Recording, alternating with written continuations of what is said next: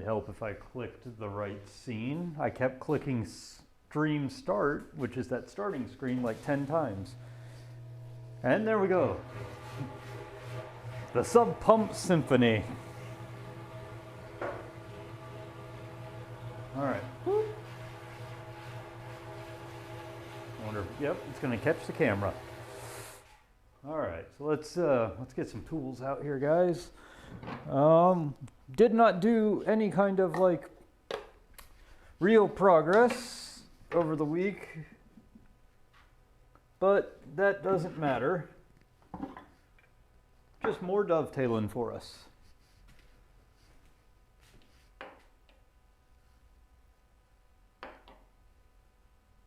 Possibly sharpening chisels too. You never know. Just in case.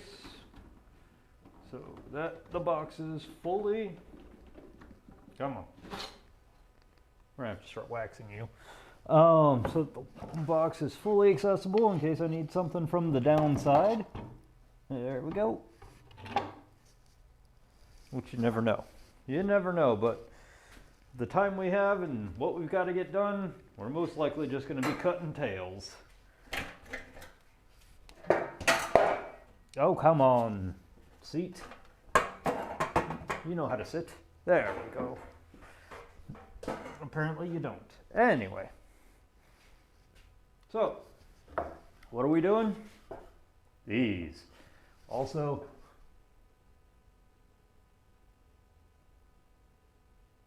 there we go. Now it can stop rocking and waving. So, we're working on that little rolly base. And this is what we had gotten done last time. We'd cut through these. And through my infinite wisdom, I have a lot of symmetrical tails and then 2 fat tails. But on all of the sides, so it's a feature.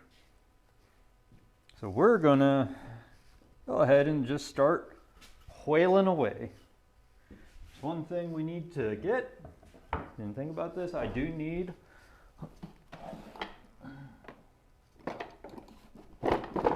Old Faithful. This one actually my dad gave me. This old Stanley marking gauge. I want to make sure. Okay, yes. Because we do need to mark what the depth is on this side.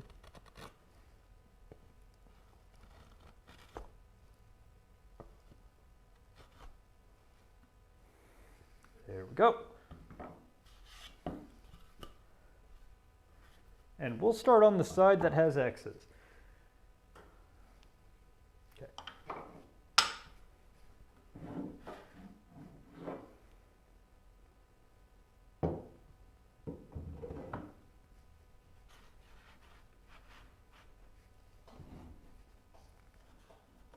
All right.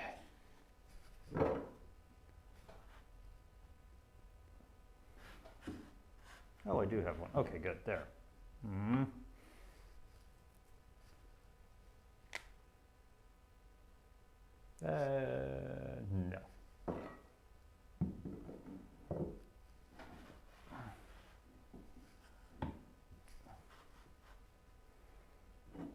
How did I have this one done?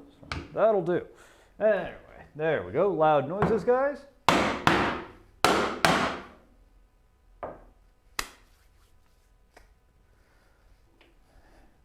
And we're just gonna do what I did last time. Like I said, basic idea is you want to remove enough material to be able to come in here, and you don't want to have a lot of tear out. So what I typically do, since we already got the angles cut, I come in here with a chisel that allows me to basically be 1/8 of an inch. I think that's like 2 mil, maybe 2.5 mil.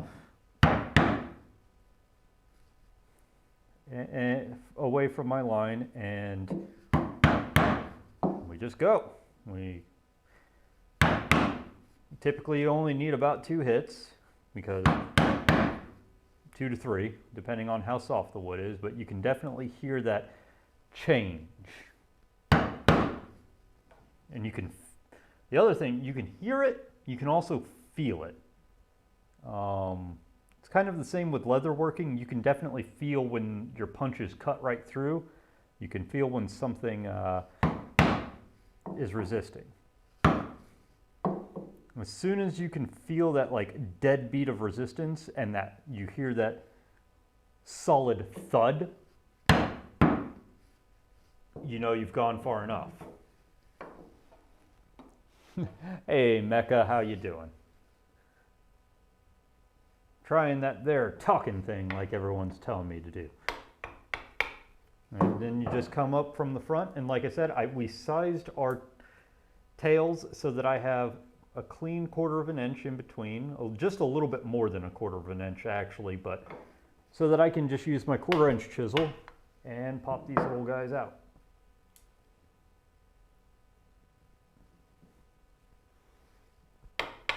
Oh, Mecca, can you check a screen name for me, or Twitch handle for me? Hey, Neil, you're back. Hopefully good news. Hopefully good news. And when you're ready, I'll tell you that screen name, Mecca, if you're able to check it for me. I highly suspect bot, but I don't want to just ban wildly. So, like I said, we're just kind of, hey, Random Tinkerer, how you doing? We're just cutting out tails so that we can build ourselves a little rolling base to the Dutch tool chest. And I'm quite now realizing, Mecca, I'm going to be in the same boat you are. I am not going to be competing in the Craftsman's Guild Challenge this month. All right, that sounds like you're ready there, Mecca. The screen name is couldn't use what I wanted. So with no apostrophes, no spaces, no nothing, all lowercase. Couldn't use what I wanted. They followed me randomly at 2 a.m. and it just screams, it just in my mind screams bot name. But I have no verification. So guys, what I'm doing, just cutting out the space between the tails. And like I said before, you just wrap it a couple times. You'll hear it hit solid. Once it hits solid, don't hit it anymore, or otherwise you're going to have to sharpen your chisels a lot faster. We're basically just trying to cleanly remove this waste material so that we've got nice, clean dovetails to transfer once we start on the pin side. So how have you been, Random?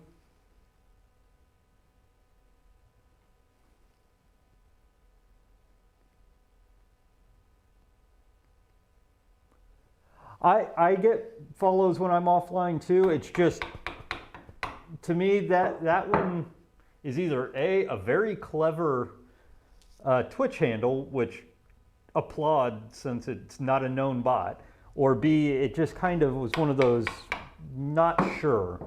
So thanks for double checking. We'll let it fly unless something weird happens.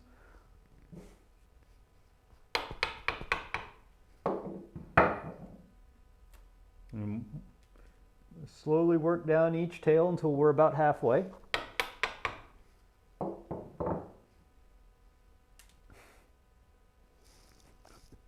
That poor push broom. I keep throwing wood chips at it.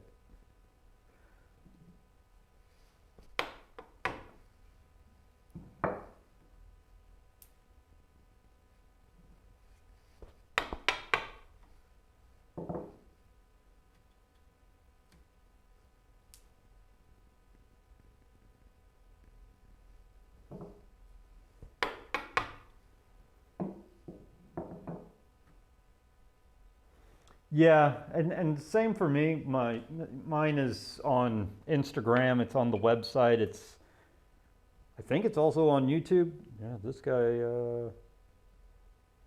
I'll have to eventually touch him up. He's coming out of square.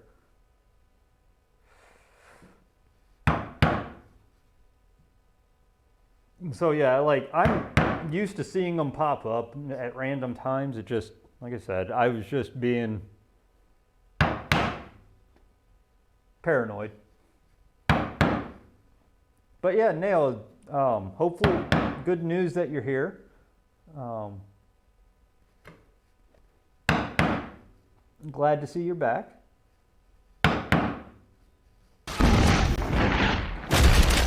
Oh! Stop blowing holes in my shit! Apparently, my 1 second. Here, thank you. I saw that as it came in there.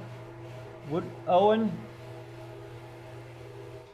There we go. Okay, now we've got this where I can actually use it. Thank you for the raid, Owen. My audio was turned off for some reason. Glad to see you guys coming in. I thought you might be going for a little bit longer, actually, when I saw you were working today. Hey, Freaky Tink. Glad to see you're here too. Right now, we're just working on some dovetails to make a lower portion to my toolbox. Basically, just a roller bin, so I can sit on that instead of my saw bench, and I can have my saw bench back for when I need to saw wood.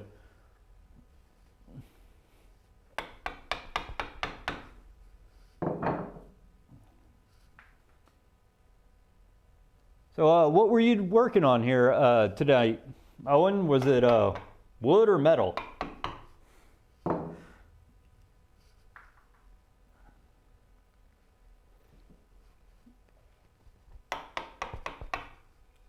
Mecca, you're not supposed to say that. Just that's one of those silent things. I'm not. It's not because I want more room for tools. Not that at all. Might have to bring the puppers in here in a little bit. I'm starting to hear what might be thunder. He always starts howling when there's thunder, and I got to bring them in.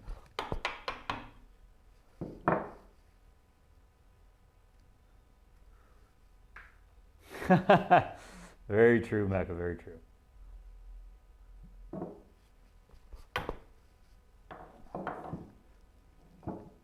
All right, so we've cleared the majority of the waste on this side.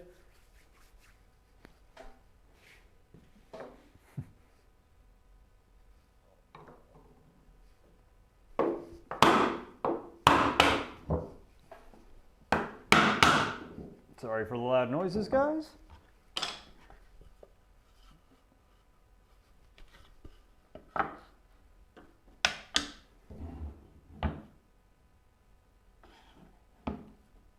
Loud noises again. Hopefully I'm still... Actually, while I'm at it,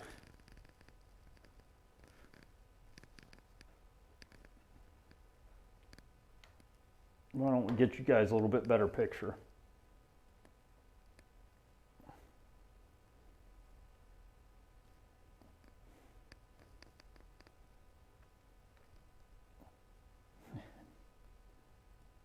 Okay, it's steady. There we go. All right, so just like last time, grab the chisel that fits right about 1/8 of an inch away from our line. What is that, 2-3 mils from the line maybe? And hit it 1 or 2 times until you hear that dead sound. And just start going down.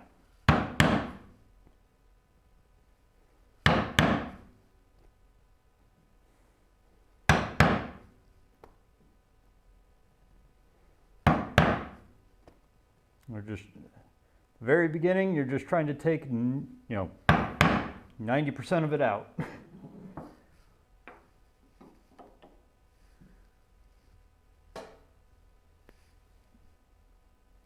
Did I miss something here? All right, no, I did not. Okay. But yeah, no. Owen, what were you working on today? if I might ask. I don't know if you heard me. But then again, I'm just being me. Popping out these tails, making things look beautiful.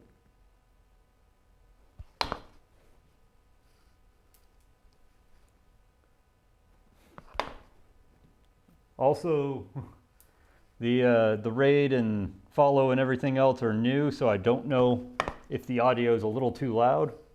Hopefully it wasn't. But I like the new, my new alerts.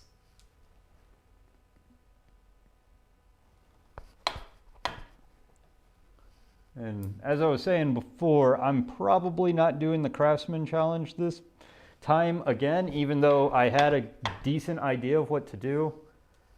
I'm going to be missing for a good week out of it. And by missing, I mean there will be no streams, there will be nothing. Because I may not, I'll be nowhere near home. Let's just put it that way. Gladly talk about it later. Just say going on vacation is probably the easiest way to put it.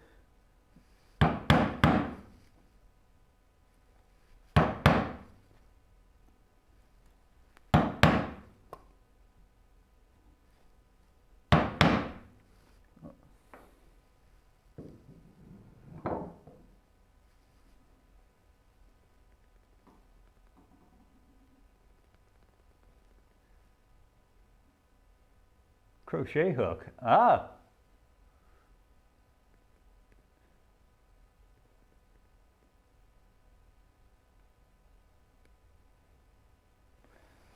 Oh, okay. So Freaky, you got the 100K points. Nice. I just wasted 100K in points on Way Cool Woods channel. We'll see when he starts that carving. I'd rather actually he start the carving for the auction first. I'm a patient person. I mean, it was what, a year and a half before I got the painting from Insane Cerebello. So like, I really could care less how long it takes. I didn't pay anything for it except 100,000 points in watching. I think it'd just be fun to watch him carve it. Well, okay, show off. Still having 21,000 points. Wow. I'm a poor man on points. Then again, I like to waste my points on stupid things. I got to get more point redeems worked out for myself anyways. Don't think I'm at the production level to start making things for redeems, but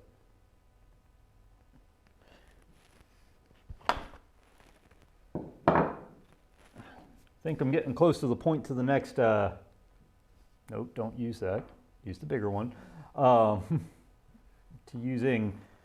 To maybe doing a, well, that one broke free.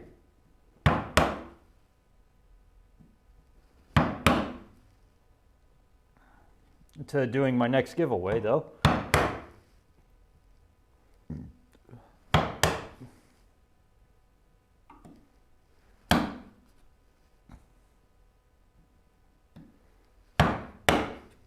All right.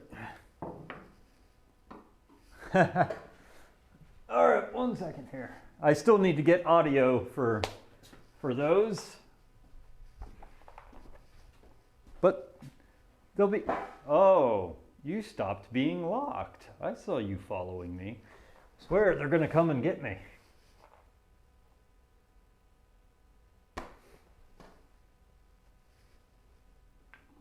Oh, nice.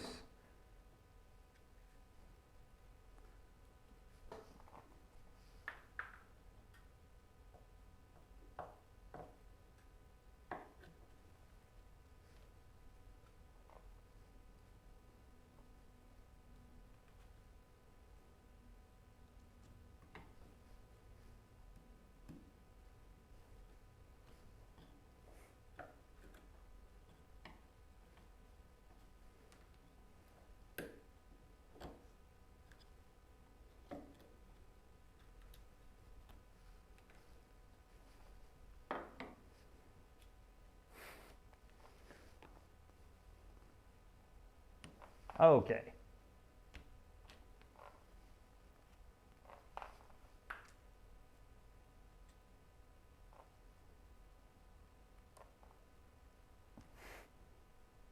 Sometimes these get stuck. Come on. Well, it'll come out on its own accord. Okay, this one does actually need some work though. Boop, ba-doop, ba-doop.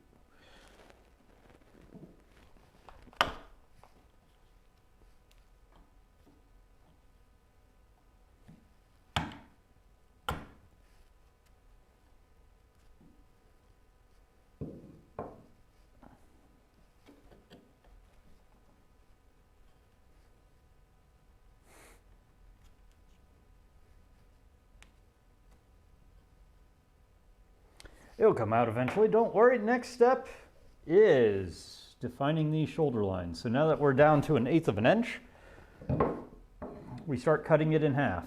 So from 1/8 down to 1/16, and you only go down halfway.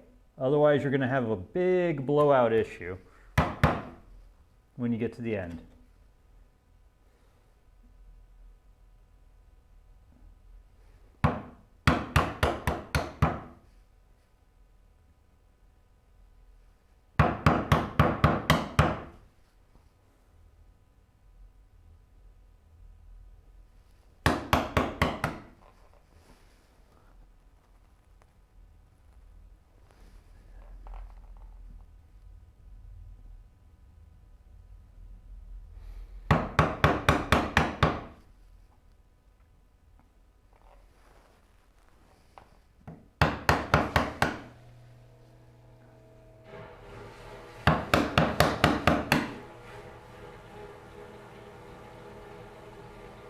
And don't mind Mr. Sub Pump.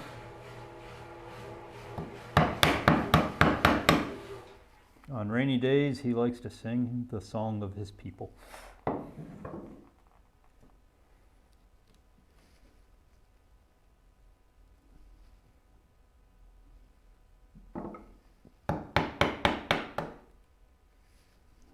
And we just said, each step you half the distance until you can confidently just pare it down. For me, usually start at that 1/8 inch, go down to a 1/16, 32nd, and then just pare away.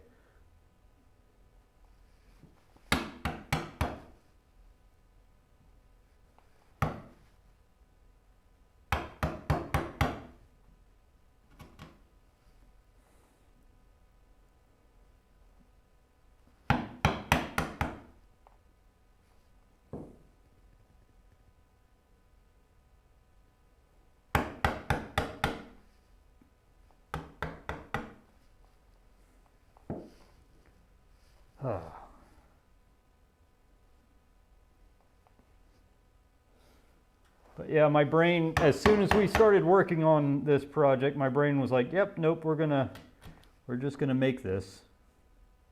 We're not just gonna start making it off screen. We're just gonna make it.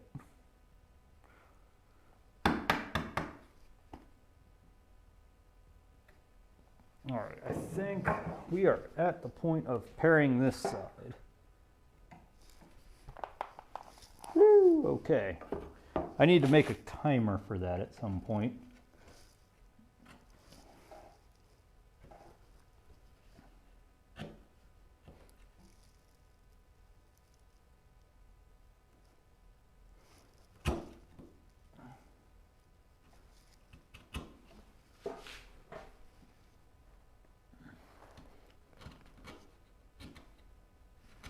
And at this point, I'm close enough to the line that I can just rest the chisel in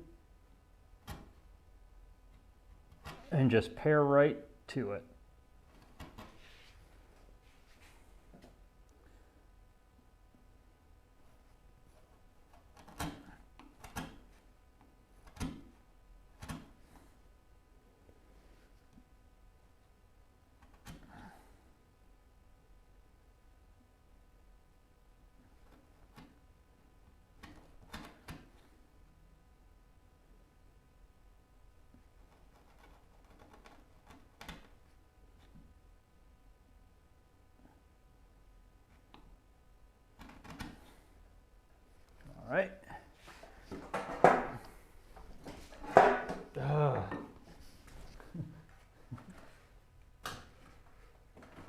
foam mat just makes it harder for me to move that chair around when I'm actually sitting down.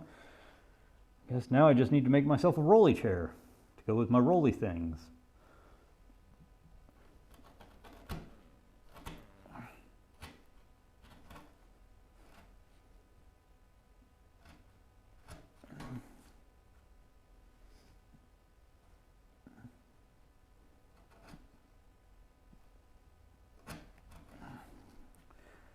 Like I said, only going halfway down because then I can flush up the other side straight to the line.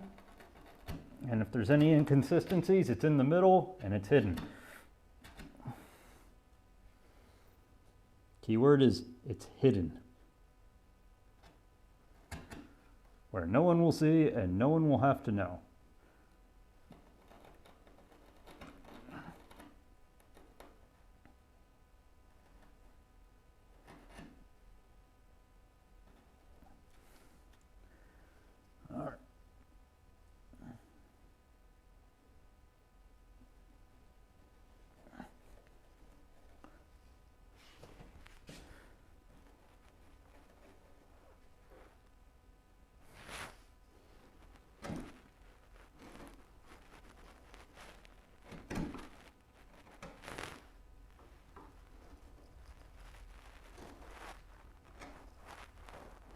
All right. Loud noise.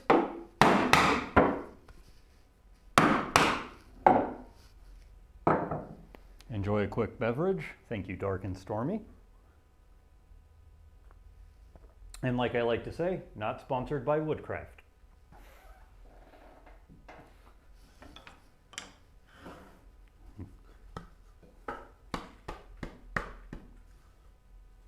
Beat some of the shavings out.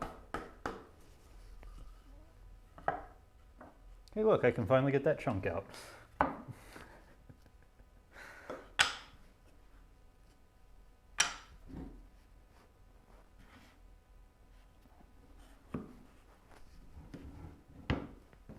Loud noise again.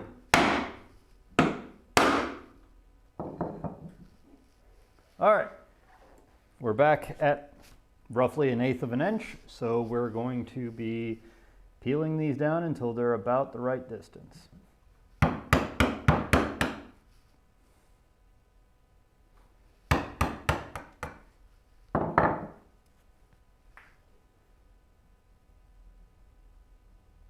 Like I said, I just go down by halves.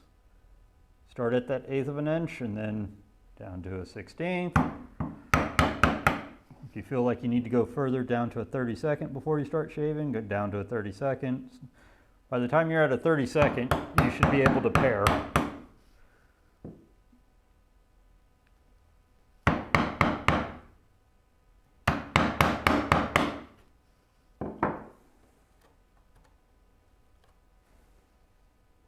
It was all just an effort to not tear out the wood in between. That's all it really is.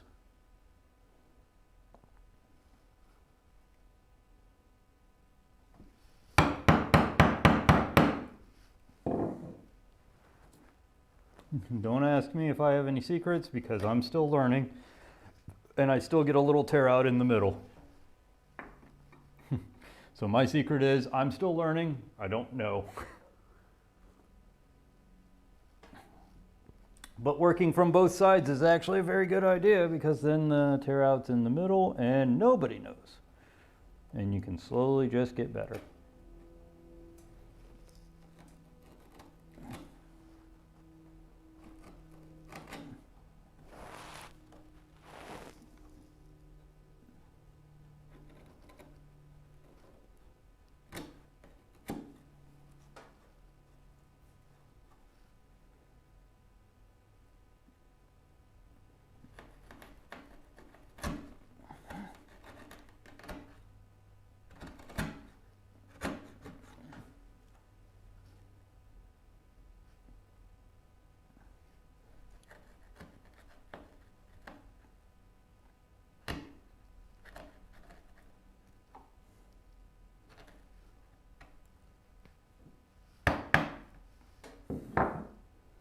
Something's making me hang up in the middle there, but now it's gone.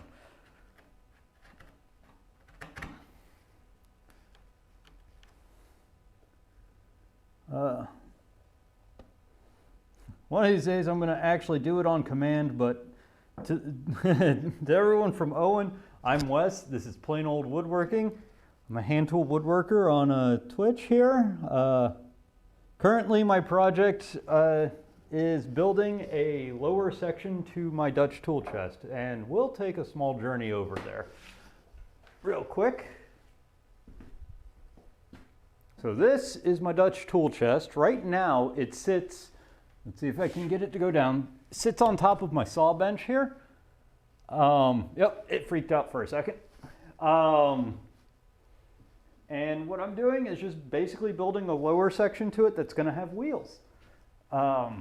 So the saw bench will be free, and I can move my tool chest wherever I want. Okay, yep. Yay, you locked. Good, OBSBot, good. Okay, this one's a little thick. Let's thin her down. You're also just a tiny bit thick. The rest of them should be pairing distance, all right.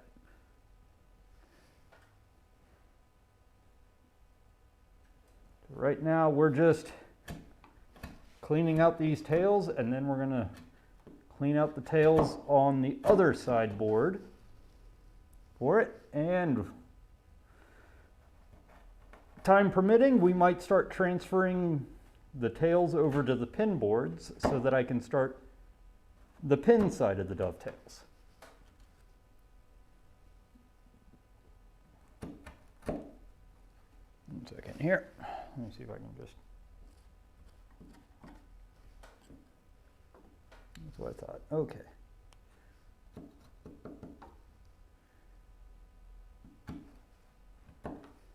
All right. If you have any questions, feel free to pipe up in the chat. I'll be glad to answer them. I'm going to try and do my best to narrate what we're doing, just so that you know.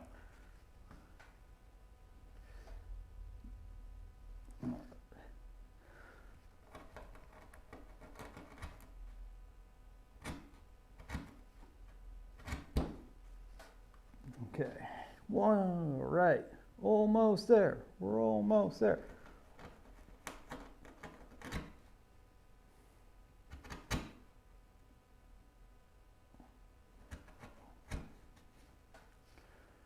Last couple.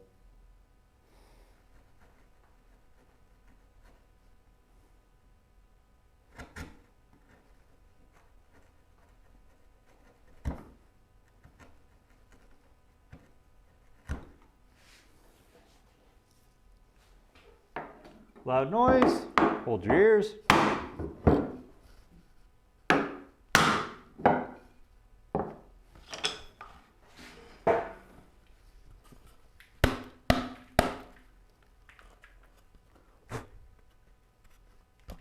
Come on.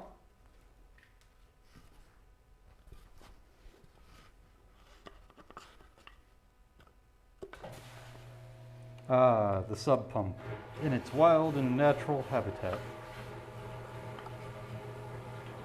All right.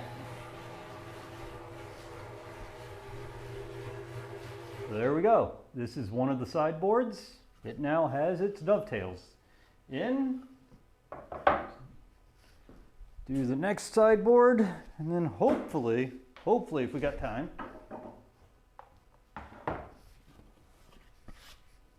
we do some pin boards. All right, double check the depth.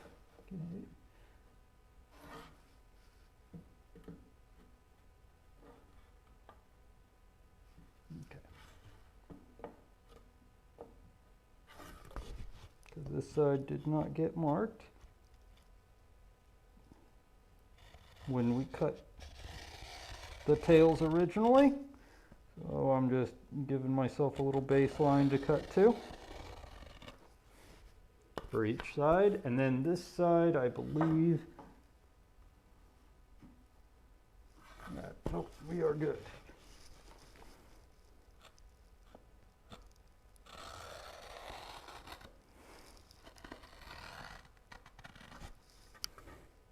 All right, we have our baseline.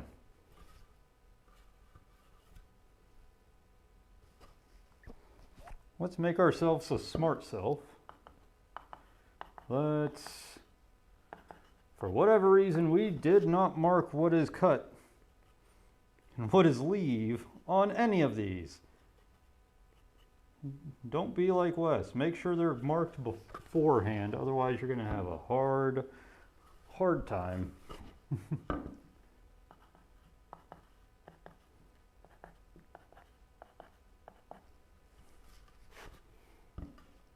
No second guessing.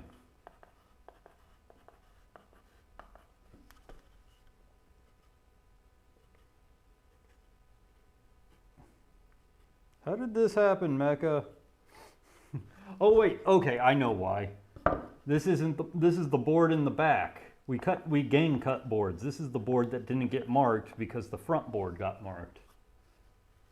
That's why. That's how that happened. I'm a doof. All right, let's cut.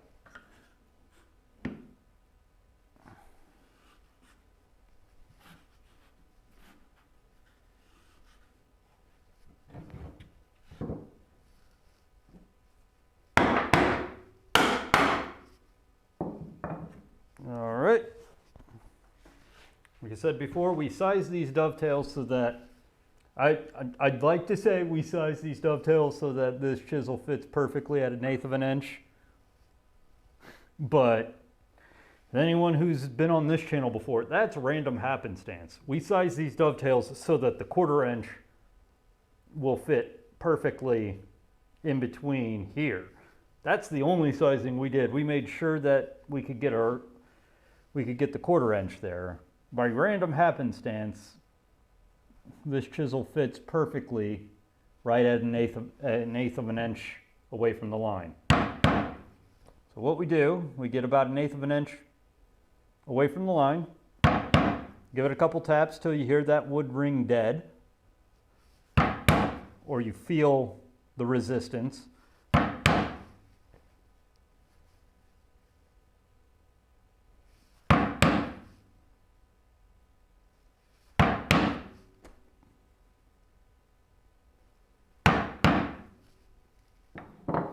Then you come back at the very edge here, and you just pop it out.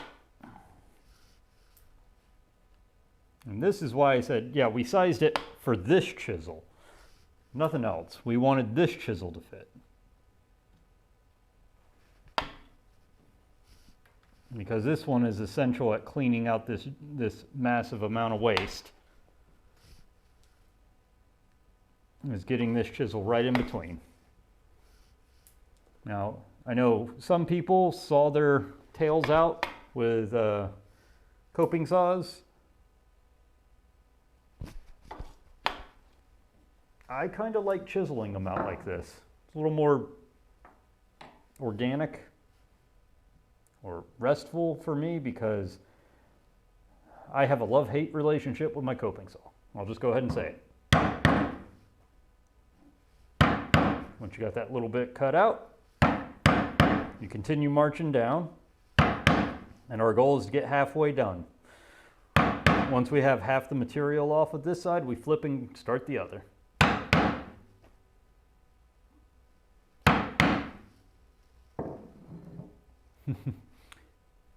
That's very true, Mecca. Very true.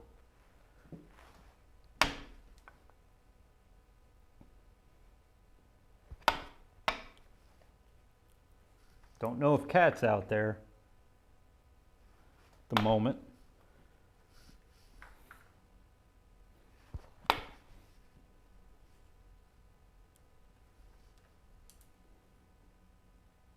But if she is, thank you for the Discord messages. I greatly appreciated it.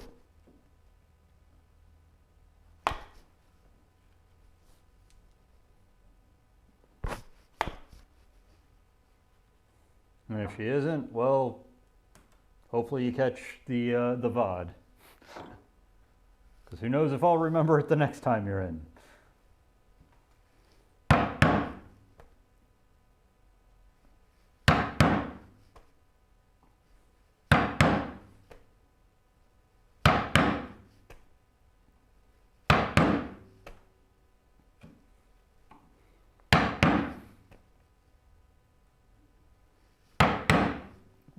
All right.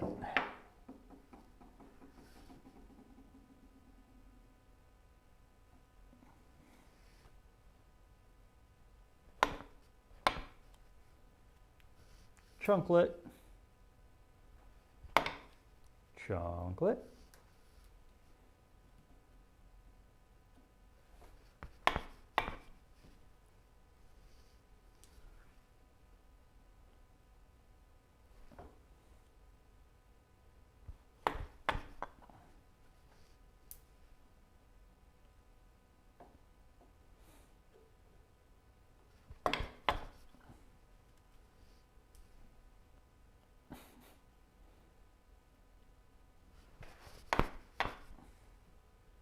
I do like the fact that I have a Moxon vise made for to raise the bench up, but I'm still finding I prefer to sit down for this. But that Moxon vise really made sawing these tails so much easier, the initial cuts.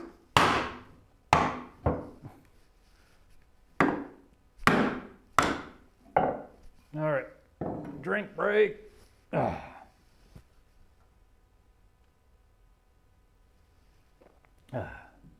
Always like to get a little bit of in there.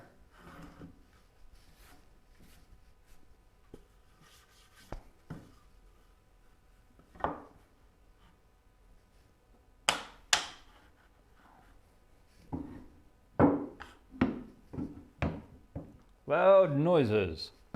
And so we start the process again.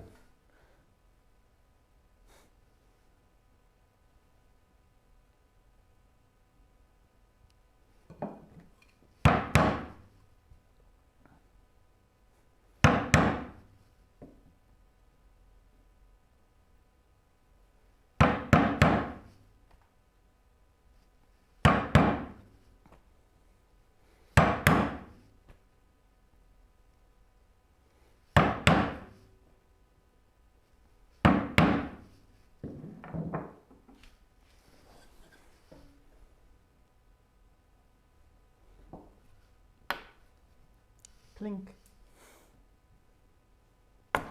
Plink.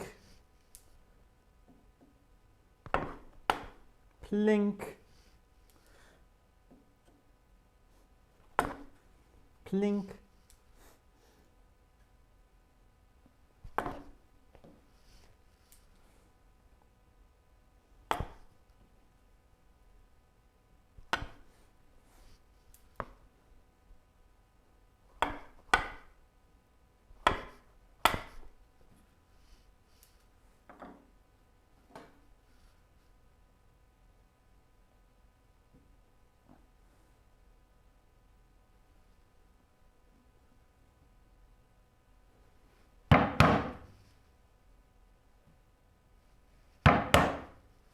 Okay, that wasn't supposed to shear off immediately, but that one's done. Along with that one, uh-oh. Be just a little bit lighter then.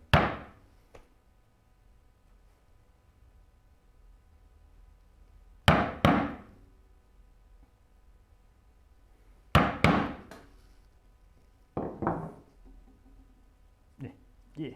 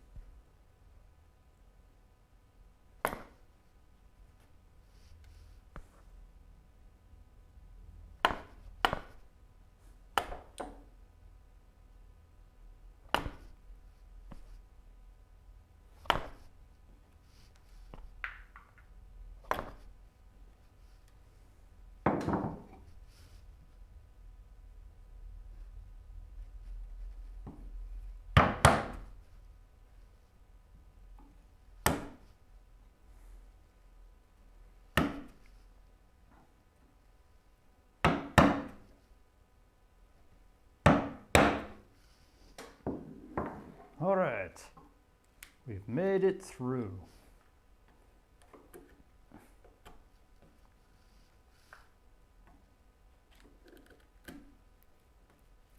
Or at least we think we did. There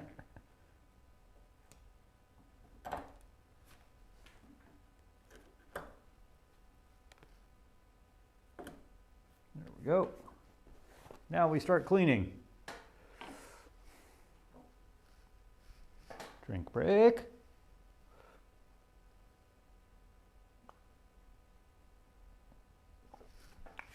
The heck with it. Put it back on.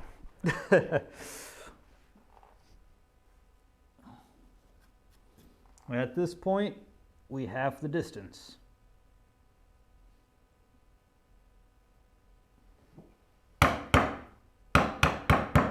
And you only go halfway down.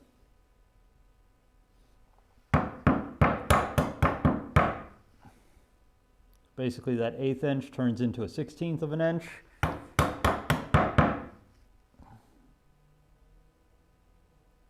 Oh, someone's driving a motorcycle around.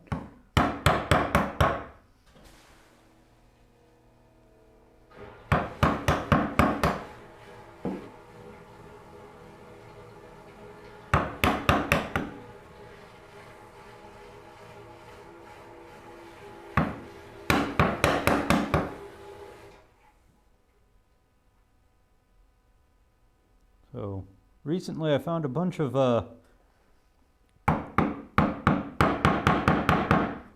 YouTube videos where Roy Underhill was being interviewed over the beginning of COVID, or the whole mass quarantining phase. Just finding those very interesting. All right, running it down again.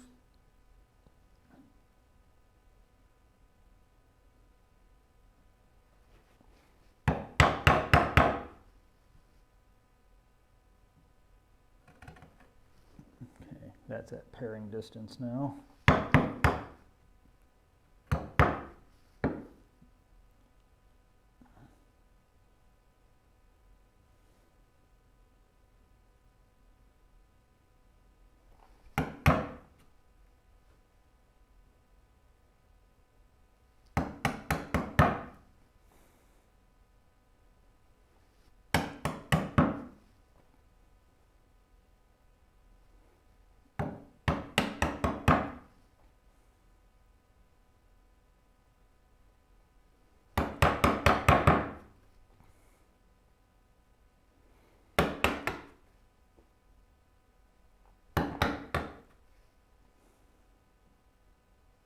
All right, pair time. Yes, Freaky, Roy Underhill is the Woodwright shop guy. A lot of it had to do with like how he was operating his Woodwright school now, because they're no longer making episodes, so he's actually just running a school in, I believe, North Carolina. I'm aspiring to hopefully go to it next year. I think that'd be a hilariously fun time.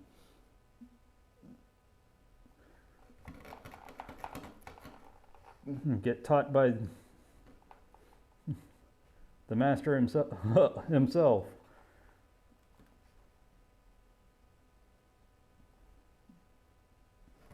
Let's see, now what I'm doing, now that I've cleared enough material off down to pairing, I'm basically sliding the edge of the chisel right into that baseline and just pairing it down. It sounds like slime has made it home. I can hear movement.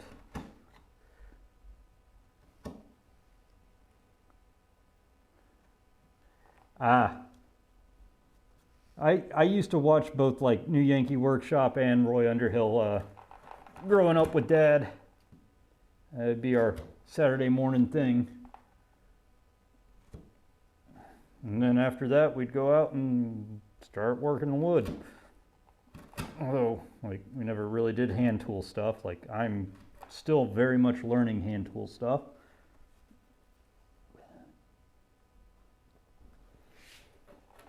learning it out of necessity and out of just pure morbid curiosity. I don't know if morbid's the right adjective, but yeah.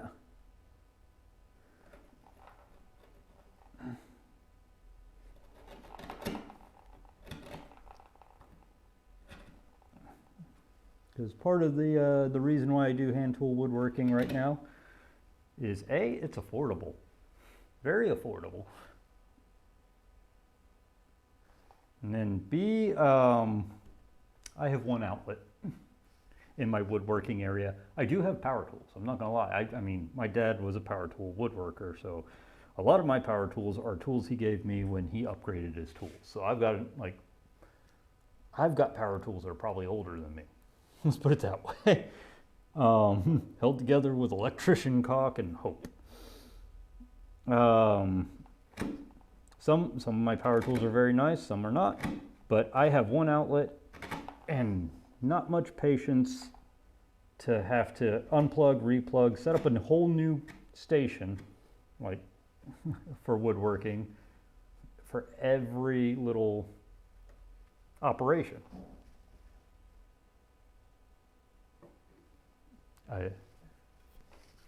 That's kind of a shame there, Freaky, that you didn't get to grow up with something like that.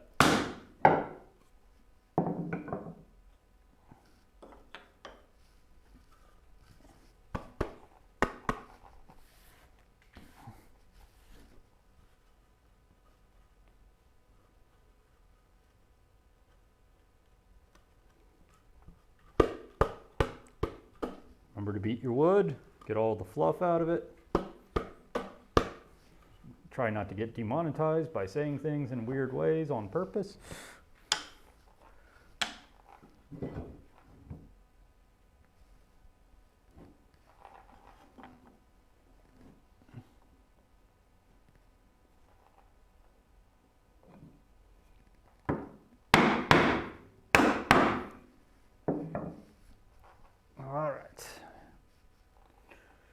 All right, second verse, same as the first.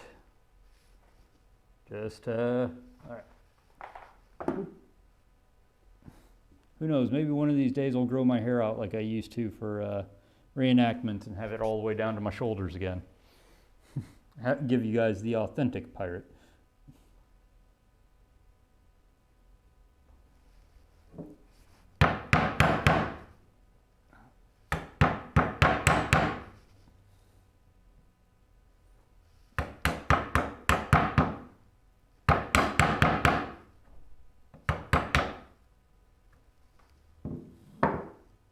One day I'll figure that one out. Figure out how to do those.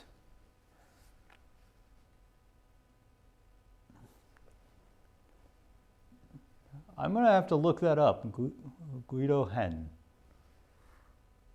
Check that out, see what that's like.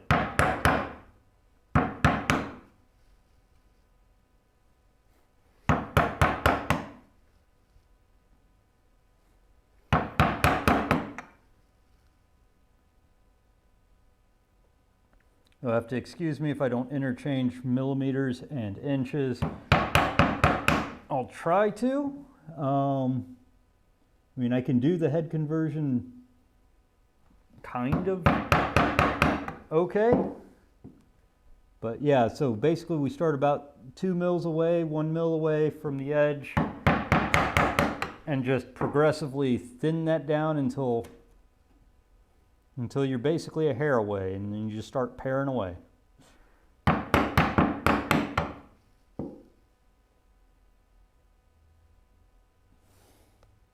I still remember getting taught the metric system as a kid here in the US, and it never really came to be of any use until I was in college.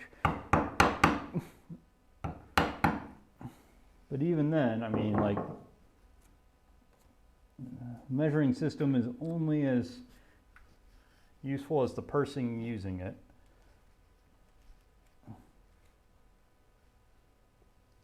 All right, I think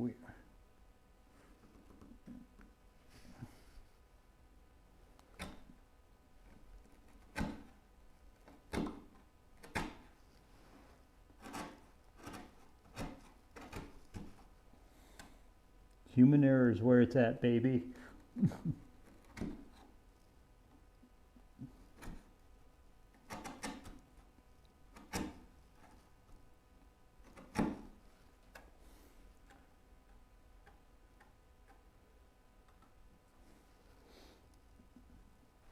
Like I said, I'm just giving you like rough roundabouts of what I'm looking at. Because believe it or not, part of my, I don't want to say professional life, but my actual, like one of my old jobs, guess what kind of inches we used? We used tenths of an inch.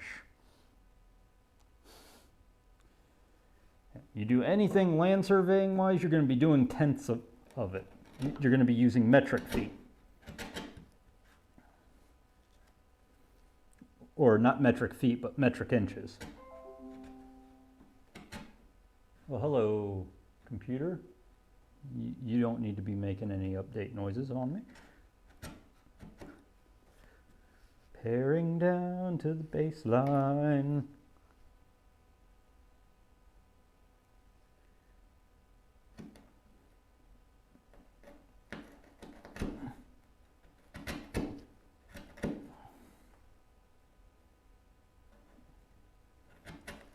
I'm just of the advocate of base 10 has its advantages, base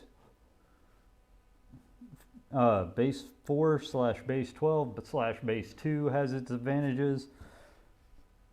It all depends on how you use them.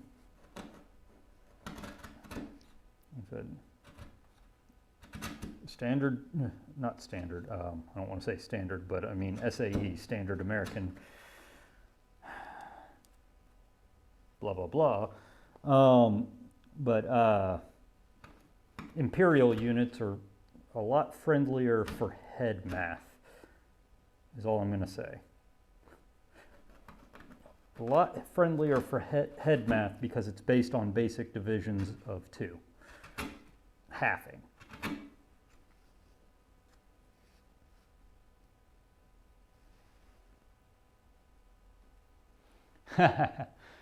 Don't get me started, I'll start talking in stone. Stones and chains. Anyone who can tell me how long a chain is?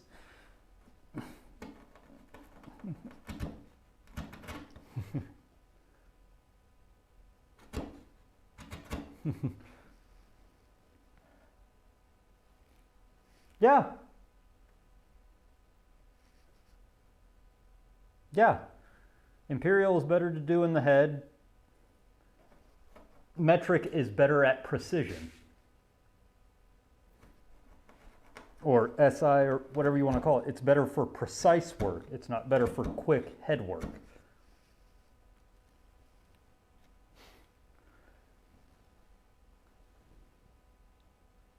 Well, Mecca, you answered correctly. I was actually going with forestry chain. That may actually be the same as a surveyor's chain.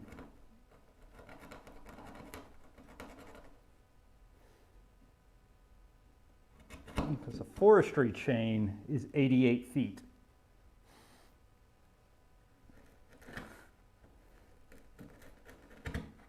You gotta love the stuff that was a unit of distance based off of something in physicality. Chains. Thing is, I had to know that stuff. Did forestry competitions in high school for my Future Farmers of America chapter.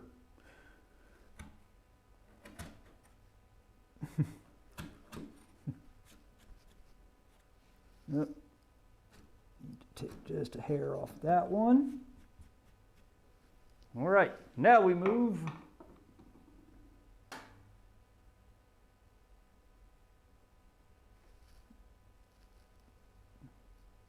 geez, millionths of an inch. That's in my mind beyond practicality. But then again, I'm not a machinist. I don't I mean, most I deal with is thousandths at the most. And even then, that's a crapshoot if I even deal with thousandth of an inch. I mean, my calipers only do to the hundredth.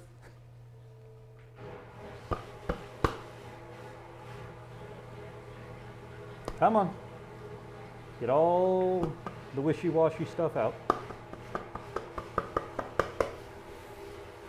There we go. Boop.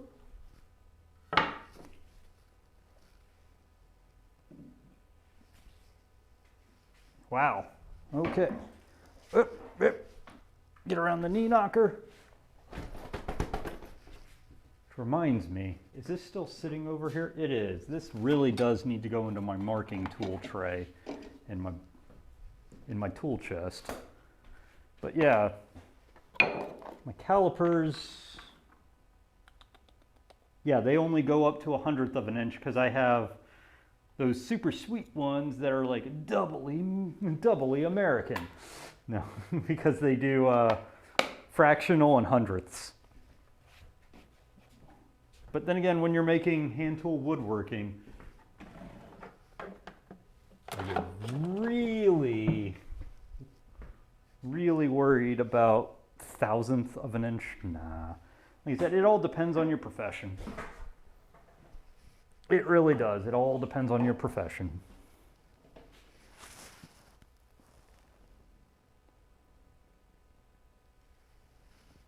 I gotta say, like,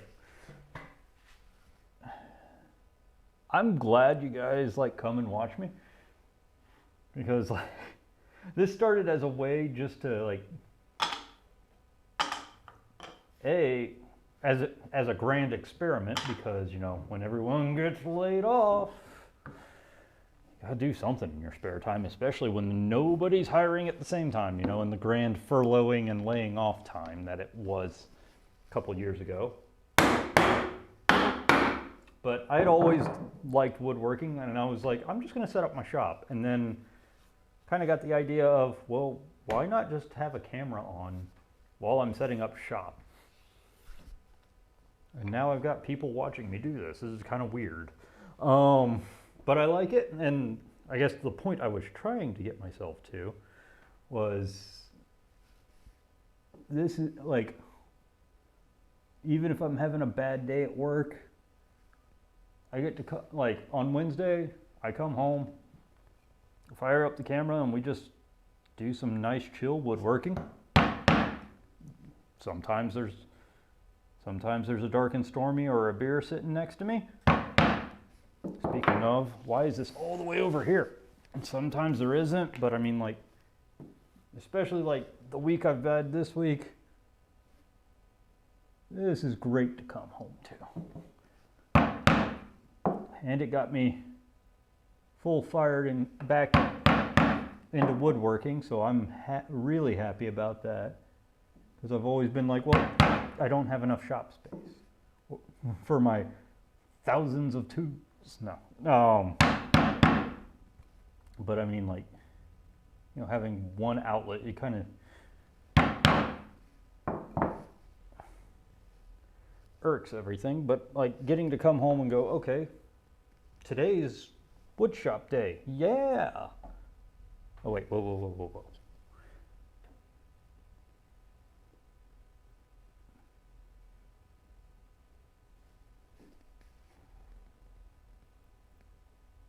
Halfway through when boring out for the bearings.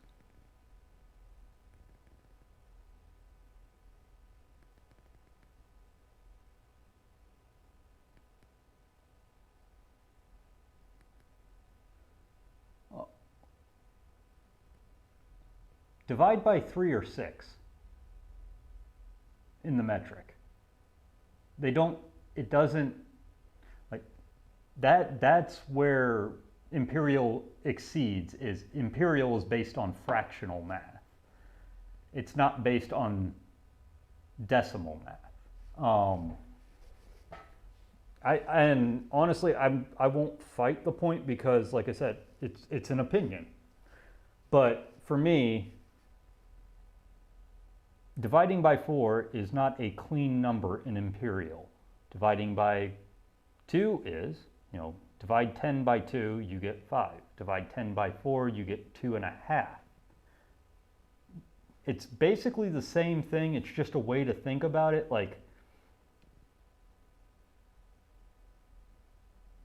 imperial is based around fractional math, which is an easier form of division. Or not an easier form, but just a more head-friendly form for me. Thirds, eighths. Now it gets messy when you get really high up there with like 30 seconds and stuff like that. But I mean, for basic general math, like, and I'm just saying, like, I'm not talking huge, like, math. I'm just saying, like, I've got, say, this is 33 units long. I only need a third of it. Okay, 11. Because it's, oh, that's not good. We'll have to put some glue down there. And and like I said, it's all opinion. Like, if you're more comfortable with decimals, awesome. But I mean, it's just one of those things. It's like, I'm not saying one is better than the other. I'm just saying, in my head, it's better for head math. For my personal brain, it's better for head math.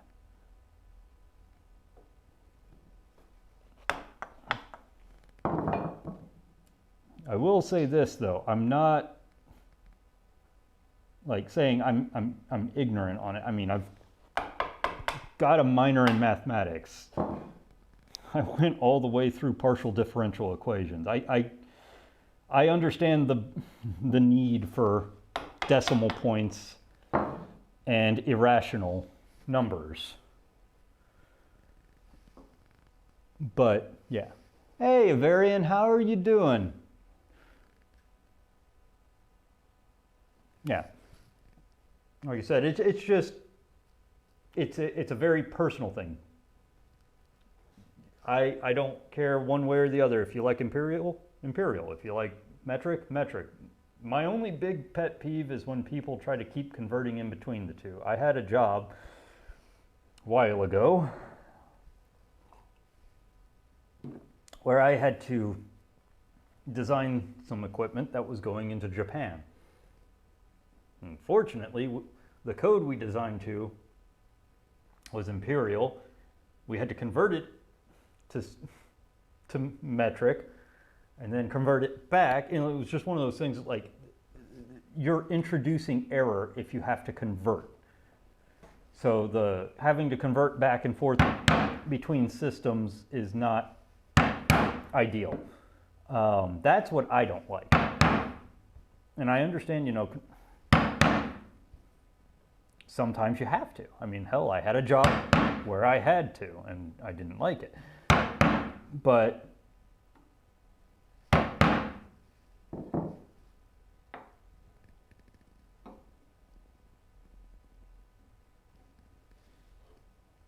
oh, okay. Sounds good, Avarian. And it's just, that's where my gripe is minimize the amount of error introduced into the problem. That's what I want to do.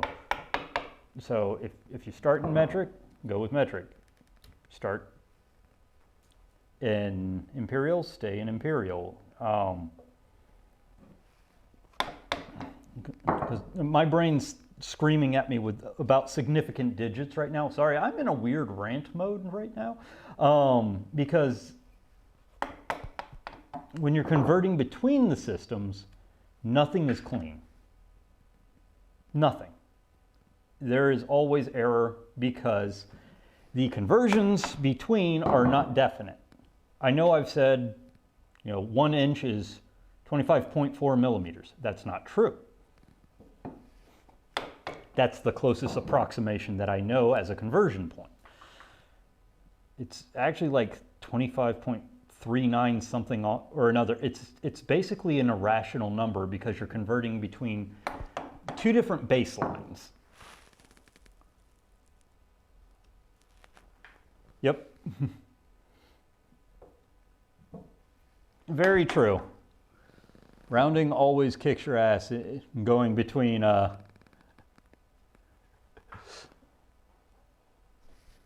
going between the systems, and unfortunately you can't get around it. You really just can't get around the rounding because there's no clean conversion.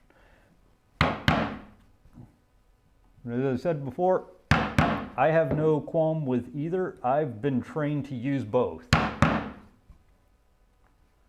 As far as my personal furniture woodworking, it's gonna be Imperial, just because that's what I'm most comfortable with. Now, if it's other thing, no. But like I said, anyway, let's get off that rant. So, like I've said before, when we're cutting these out, about 1 millimeter, 1/8 of an inch away from the baseline first, and then chisel your way halfway down, and then flip and clean the rest. Yeah. Well, I mean, and also another not as important reason to why I use Imperial for woodworking, and you can take this one or leave it, because it's barely a reason at all, but a lot of more hand tool woodworking, well, basically all of hand tool woodworking has some sort of basis in an Imperial system. And learning stuff the British English way, it's going to be ingrained in there. You know, the most used chisels are your 3/4 inch or 1/4 inch, blah, blah, blah, blah, blah. You know, stuff like that where, like, you know, and it's more of keeping in line with the system. So like, these are not metric chisels. They're actually standard chisels because all of my vintage tools are all standard sizes. So it's more of that weird consistency in my head saying, I have standard size tools, continue to buy standard size tools, otherwise you're gonna have a problem. Anyway, I don't know how to get off this topic. Damn it.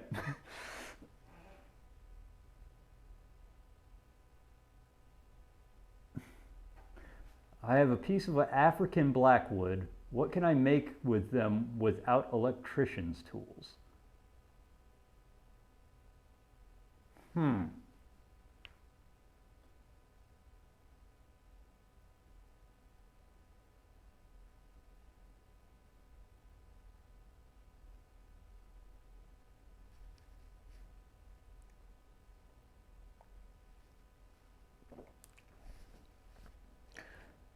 What kind of tools do you have? I'm going to butcher your name, Wasavio.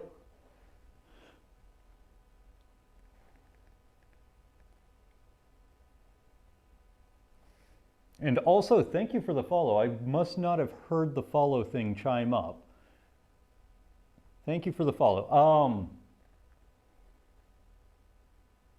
Honestly, most any tool will work. Power tools might have to be a little bit more choosy on, you know, carbide bits and all that. But let me see. Let me go get one of my ebony keys. I have played with a lot of ones. The thing is the harder they are, the sharper your tool really does need to be. I know people say hardwood, you need to have, you don't need to have as sharp as softwood here. But, you know, I don't know if you can see what I'm doing here, but that's ebony. And I'm able to fully control it. Saws, files, and sandpaper. Sandpaper is going to be a pain. Not going to lie. Yep, sorry, I was just off camera. Okay, well, let's do it again. So this is just an ebony piano key.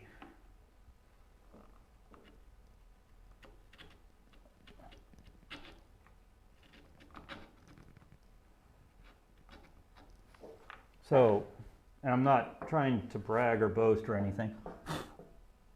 I honestly don't know what I'm going to do with these guys. So it's about the same as African blackwood.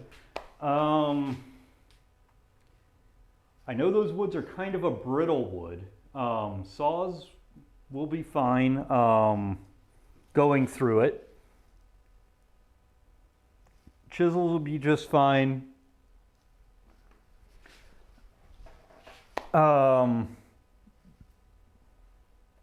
Like I said, the problem is making sure you have sharp enough tools. I don't know if you have an actual sharpenable saw, since those are kind of boutique at this point.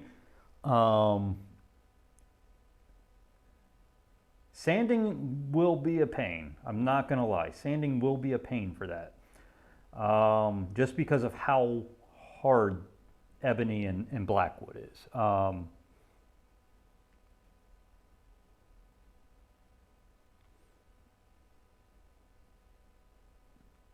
But electrician's tools. By electrician's tools, do you mean like a rotary tool or a Dremel? I'm kind of confused by electrician tool. And I'm genuinely trying to figure out a way to address the question.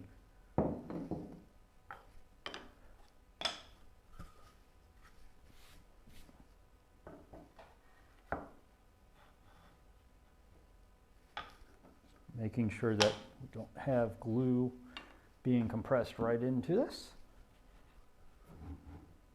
Loud noise.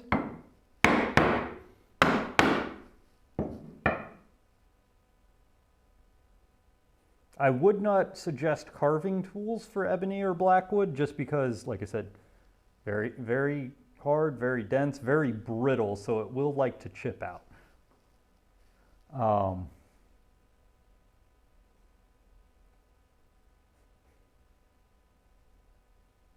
Also, do not try to make any kind of 1/4 inch pegs for anything for it. They're so brittle that they'll try and break on you.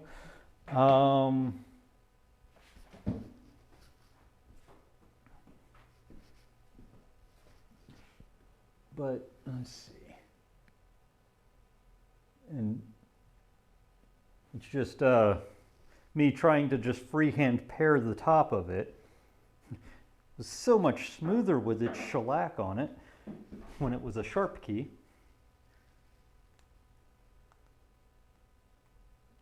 Very true. Yeah.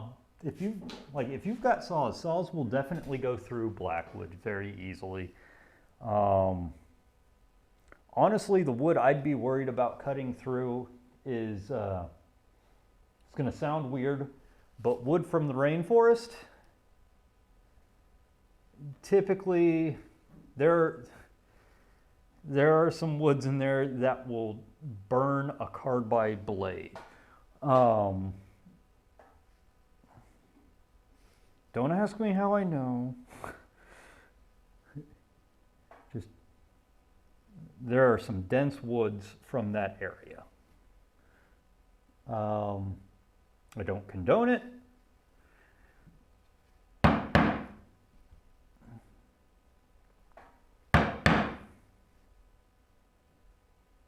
All of my wood is ethically sourced.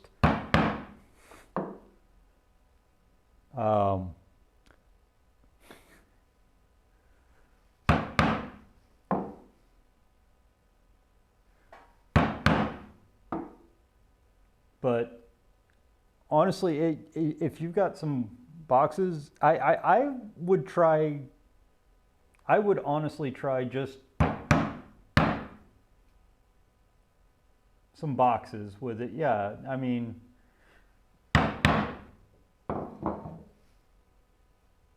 like I said, it is kind of brittle stuff. I'm not very versed. I'll just go ahead and tell you, I'm not very versed. No, I wouldn't make a wooden keyboard rest for anything. That's honestly, I have bean bags for my keyboard rest. I have little bean bags just strewn in front of my keyboard rests. Let's see.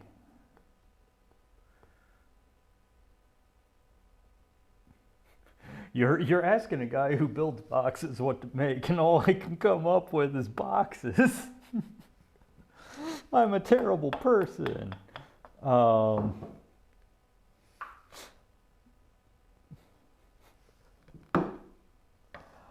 Actually, that is a good idea, Varian. Blackwood might be a good one for a cutting board.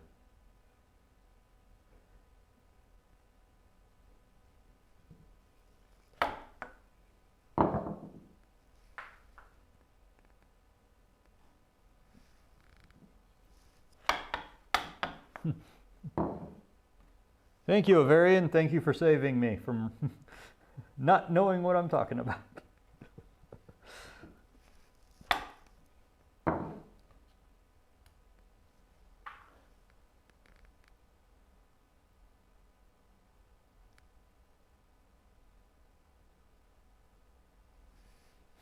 That's all right. You get 100 cookies. Cookies have no actual value.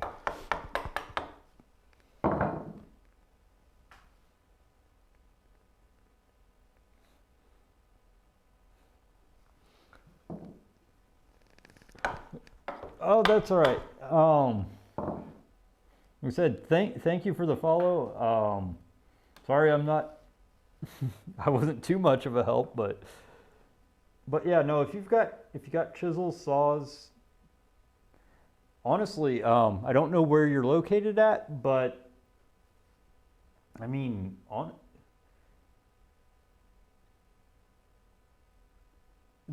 the chisels I started out with, I don't know if they're in shape anymore because I haven't used them in a few years, but I mean, I started out with these.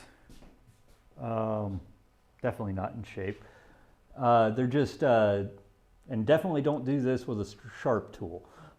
That tells you how much I haven't played with them. But this is just a little, they were a 3-pack of just common size chisels that I got from Home Depot. It was 1 inch, 1/4, and 3/4 of an inch. Also listed as metric, which means they're not quite either of the sizes. So, you know, you had a 25 mil / inch, 19 for 3/4, and then was it 12 for 1/2? Which doesn't, like I said, doesn't make sense when 12 is not technically 1/2 of an inch. Well, I don't have any information on that. Because yeah, Lowe's and Home Depot are fantasy American brands. But I would definitely say get a set of chisels as well. They are infinitely useful. They just need to be sharpened on a regular basis. And like I said, I started with a super cheap set. That pack of 3 black-handled chisels cost me $10 total. And those black-handled chisels built this bench. Well, I mean, I keep them around for stupid projects because if I need a quick edge and I don't want to dull these, I use them. But I mean, those black handle Stanleys, I literally built this bench, built the saw bench by the time I had this bench built, like just soon afterwards, I bought these from the Woodcraft near me as a birthday present. But I mean, I think you'll find chisels are infinitely useful.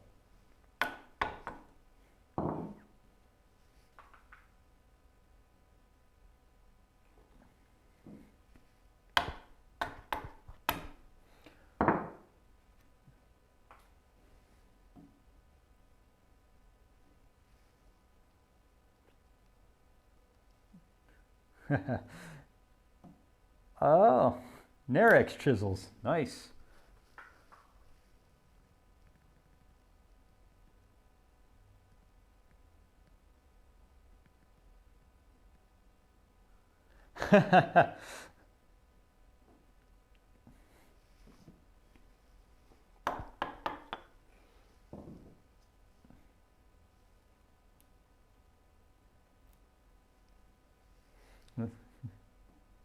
I'm guessing your friend would also like a pen rest.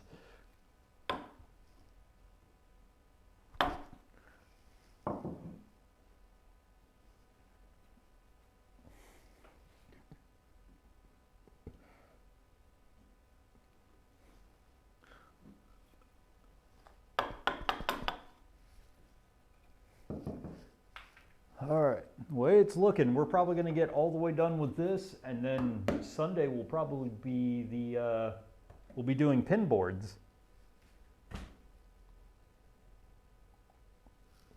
I'm still trying to decide whether or not I want to put a shelf in this lower one, or if I just want it to be wide open for the lower compartment and just let it be a random tool storage unit. I'm trying to decide that before I put it together, because if I want to put a shelf in it, I want to dado it. I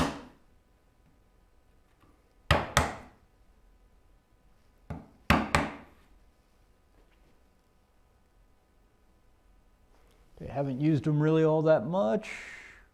Hoping this summer, but maybe getting a large commission. Okay.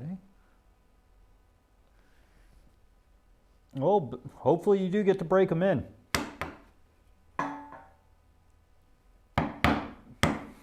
I'm still waiting for Lee Nilsson to fire up production on shooting planes again, because as bad as it sounds, I just want the Lee Nilsson version.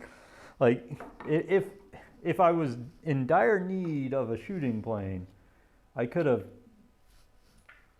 bought the Veritas one a long time ago.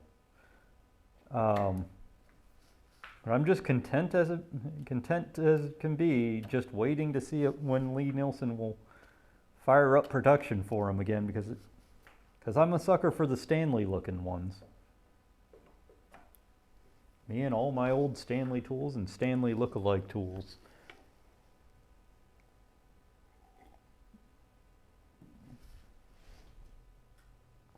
Okay, you're not tracking. Oh, hey, Pasanias. It's been a while since I've seen you in the chat. How are you doing?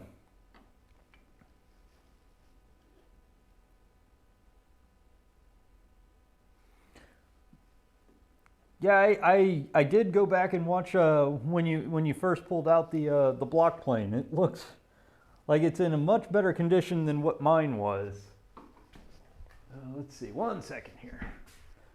What we're actually working on here, Pasanias, is I'm making the lower rolly cabinet, the optional lower rolly cabinet section. Yeah, mine definitely has been used. You can tell I need to take the all the cherry off of it. But yeah, so this is the plane he's talking about. It's just a little Stanley 9 1/4.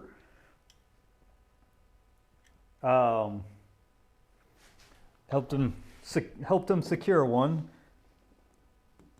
but yeah, honestly, all I really had to do on it was sharpen the blade, really. But what I had done was taken it apart, and basically degreased it, re-oiled it, sharpen the blade and put it back together.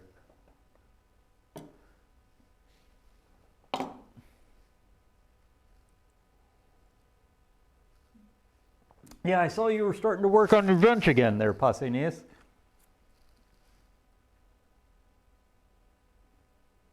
Yeah, and that is true.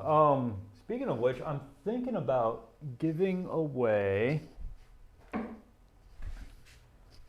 like doing a giveaway for it. My scraper. Or my first scraper, I should say. Why do you say that? Because I got to happen across an actual Stanley 80. So I'm thinking about giving away the Woodcraft version, but I'm also thinking about not doing it. Not because I'm greedy, but because I have some gripes with it, and I don't want to pawn off my gripes onto someone else. So I'm conflicted on that right now. My big, will you be quiet? Sub pump. Come on. Thank you.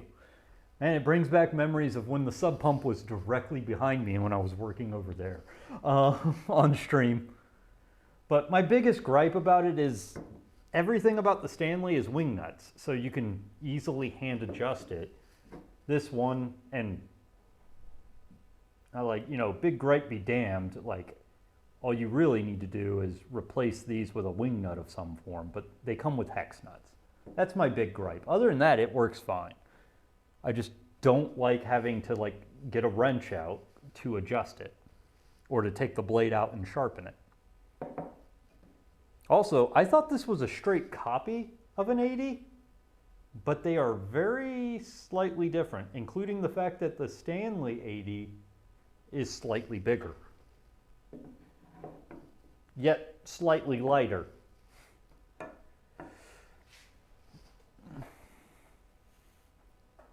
Oh, that's nice to know, Varian. Sorry, we're having tool time now.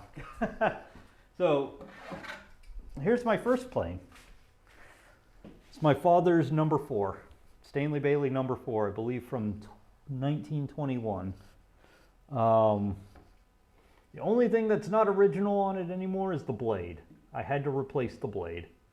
It had too much acid rot, as I like to call it, or devil spit might be a better term for it, where the corrosion was so bad that you cannot get an edge on it. It will just crumble. And it was, yep, it had, actually, no, I'm not, dear. I am not cold at all. It might be the alcohol. But yeah, I've heard devil's spit a lot for that style of corrosion. Basically, it's just black marks that are going all the way through and honeycombing the steel because it's so bad. So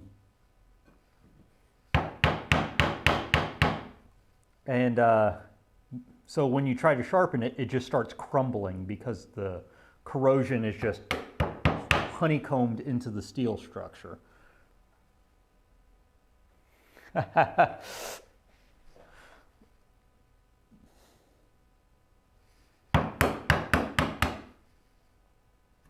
But good to see you're active again there, Pausanias. I'm going to have to try and catch you while you're streaming at some point. And now I got to say also, I'm personally threatened. I was the king of hand tool woodworking on Twitch. Now Pausanias is back. We're going to have to duke it out.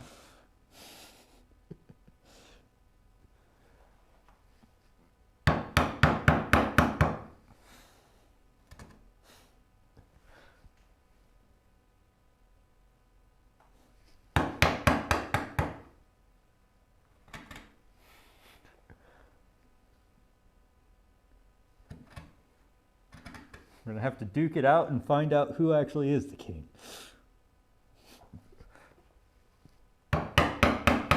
But yeah, no, I just, like, as far as I can tell, besides like some people who do just carving, like,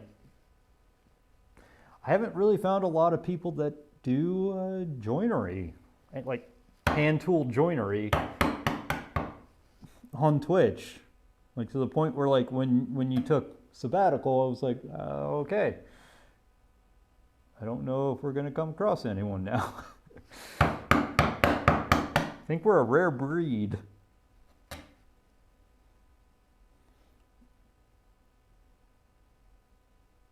Like I said, this step, basically we're halving the distance, so we're going from 1/8 of an inch slash what, 1.5 mil. We're cutting it down to 1/16, which is, you know, somewhere around 1/2 mil, 0.75 mil.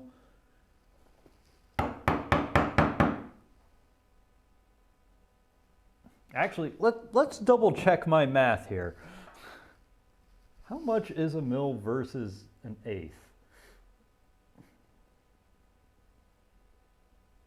You know, I could physically do the math, but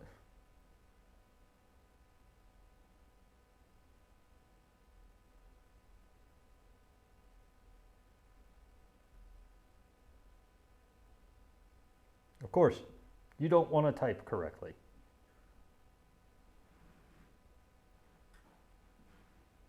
Okay, 0.125 inch to millimeters. Well, that's way more. Okay. I am a dumb. I'll just say that right now. I am a dumb.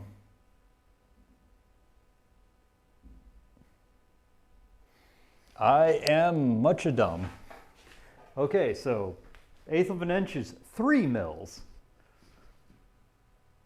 I should have been able to do that math in my head, because 1/8 of an inch is close to 1/10 of an inch, and 1/10 of an inch would be 2.5 mils.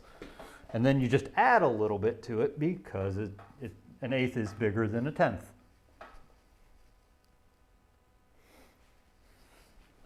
But I am a dumb. So yeah, we're basically down to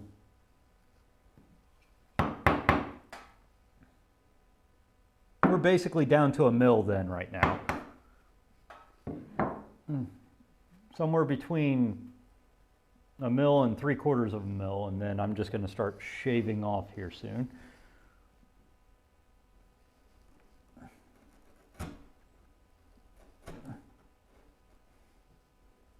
That's what college education gets you. Skipping the part where you know that 25 point, you know, just take 25, divide it by 10, and go from there.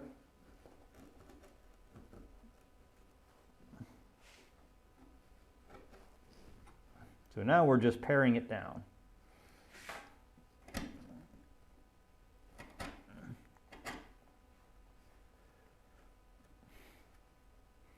Very true, Avarian. Yeah, it's almost gobsmack right on 3. It's like 3.1 mils.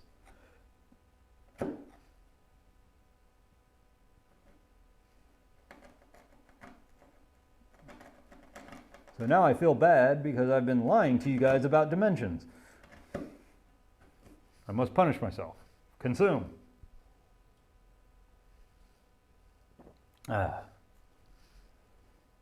Also this.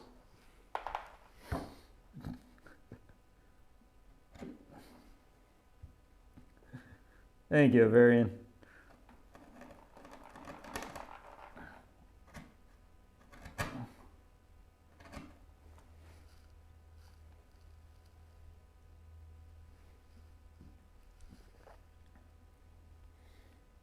But yeah, I don't promise it, but I try to stay away from the whole metric and the metric versus standard thing, because, like I said, each has their own strengths and weaknesses, and I honestly don't care. To each their own. I'm not some blowhard guy who's like, oh, it must be this. Because I mean, I just did the math and like, I know.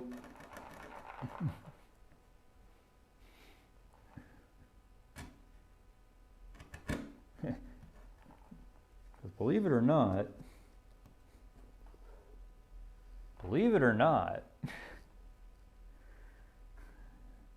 every American will probably tell you the other side, but America is not technically, officially,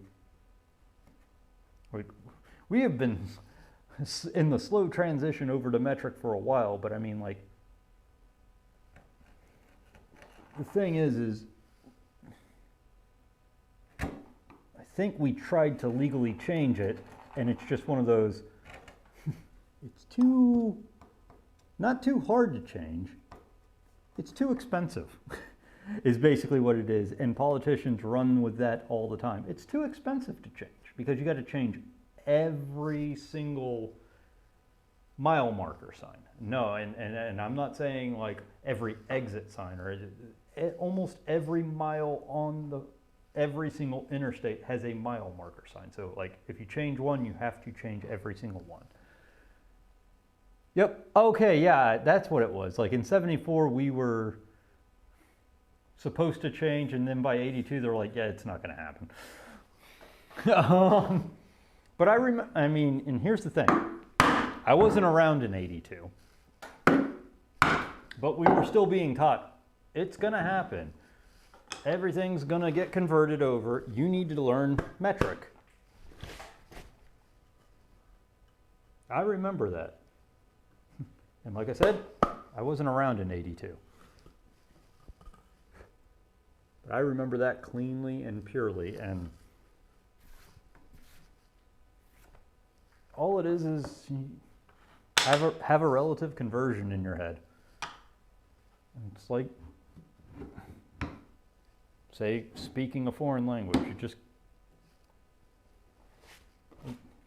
It's actually easier than speaking a foreign language. You just have to have references.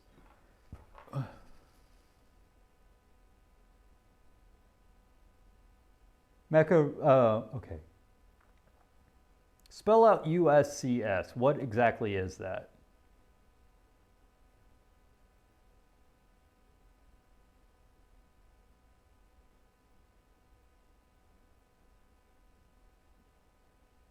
Yeah. Honestly, that's chill. Or slime. That's very true.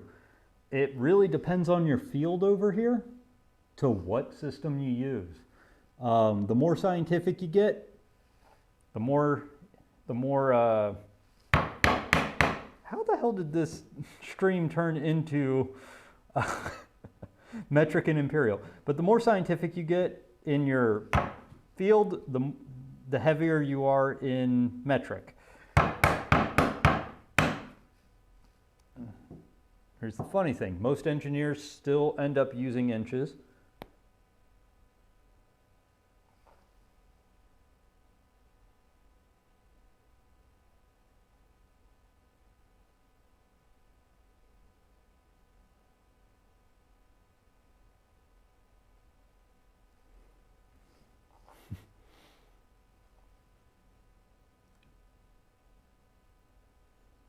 Well,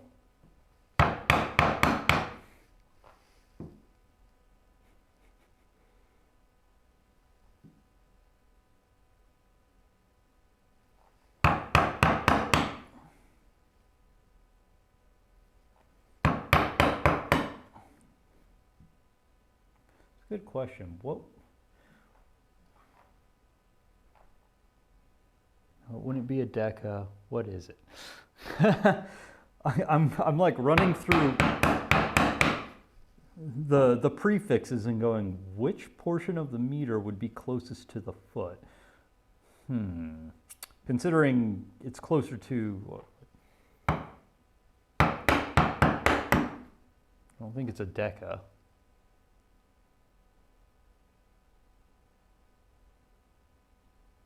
Oh, that's all right. We've just been, crotchety old people. fighting about metric versus imperial. Nothing's changed. No, I'm just joking. We've been having a good time. Passe News is actually in the chat, Mecca, if you saw that. If you didn't, he's here, hanging out with us, being a cool kid.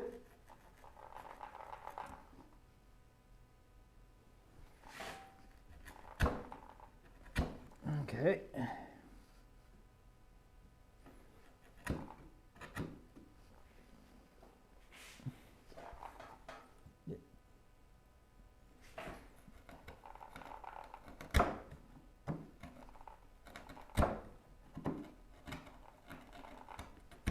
Okay, there we go. That one's cleared. Moving right along. I don't know if to count that as redwood or not. There's no blood. No blood yet.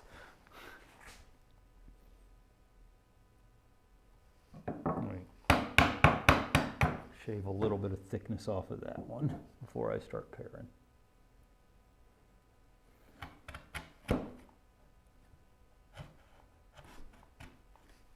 Whoa, whoa, whoa, whoa, whoa, whoa. Have I been... Okay. Somebody's definitely been drinking.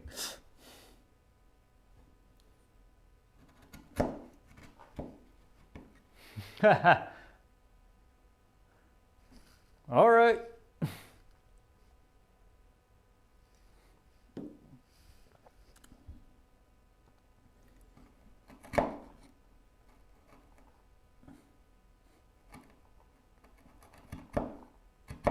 But right now, all we're doing is just paring down the insides.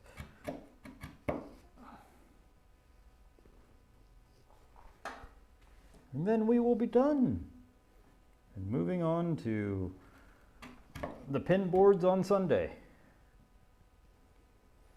Okay.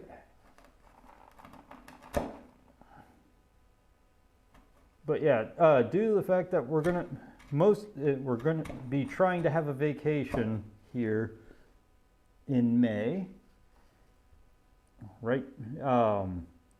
Probably not going to be attempting the Craftsman Challenge this time. I keep wanting to participate, but things happen.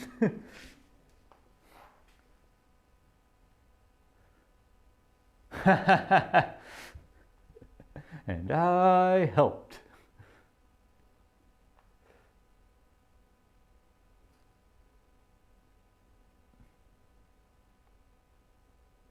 Well, I don't know if it's Deca or Dessa, or I don't know which one would be the closest to a foot. That was the thing. I was like, I honestly don't know which prefix would get you from a meter to a foot.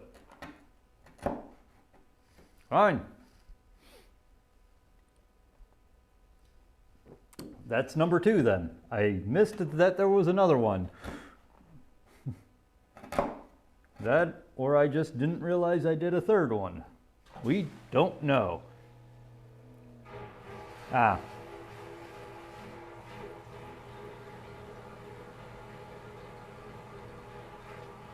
Okay, Dessa is a 10, Deca, yeah. Can you tell which ones I never use? No, which prefixes I never use? I know they're 10s, I just don't know which way they go. The only reason I know that, believe it or not, the only reason I know Deca and Dessa are 10s, or base 10s, is from Latin base language. That's it. From, you know, DHE,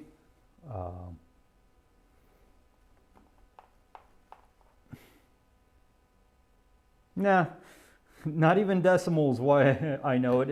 It's from the number 10 in like Spanish and Italian, and that's where I know it from.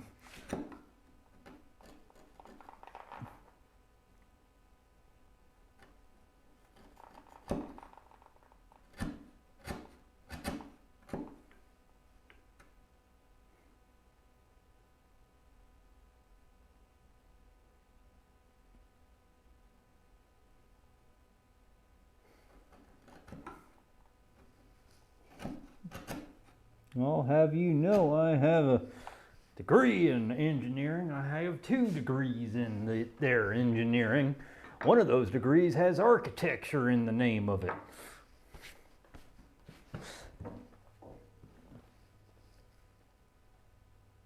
Ah, gotcha. That makes more sense. Thank you, Pausanias. But then again, like, other than being told what they were, I've never really had to use the prefixes past like milli, centi,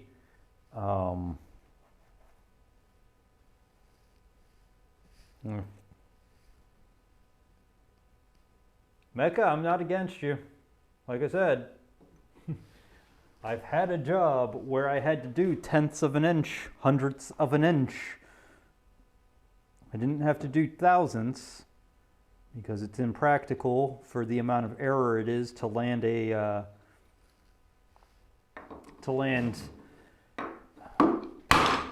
property boundary markers. When the marker itself is half an inch in diameter or 3/4 of an inch in diameter, it's impractical to go to thousandths. Oh, pico. Yeah, pico and nano, those I have somewhere in my head. All right, let's take this off because we have now, okay, come on, get out of there. We now have our 2 sideboards.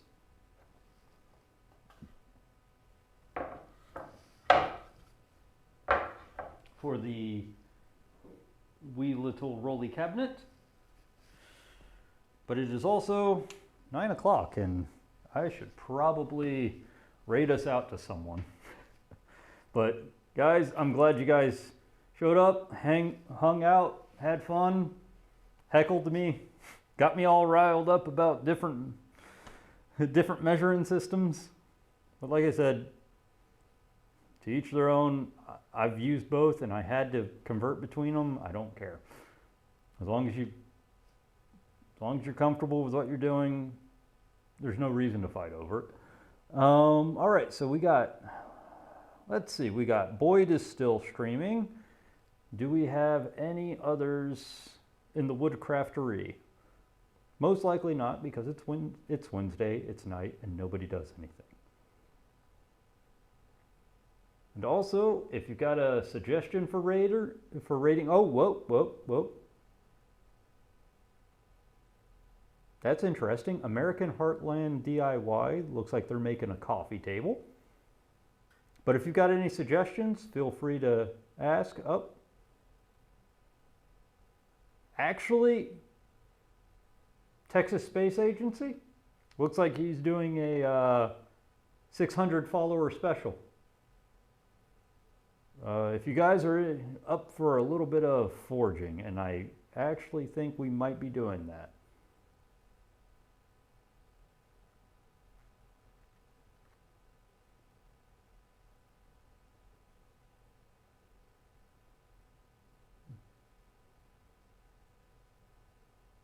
Coffee table making, oh yeah, basically, yeah.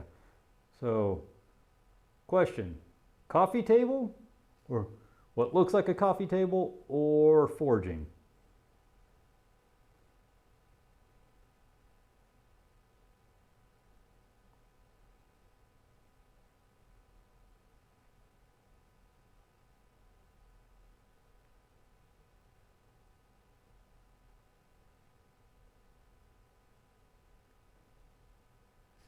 All right, forging it is. Sounds good. All right, we're gonna go raid Texas. Texas Space Agency it is. Raid.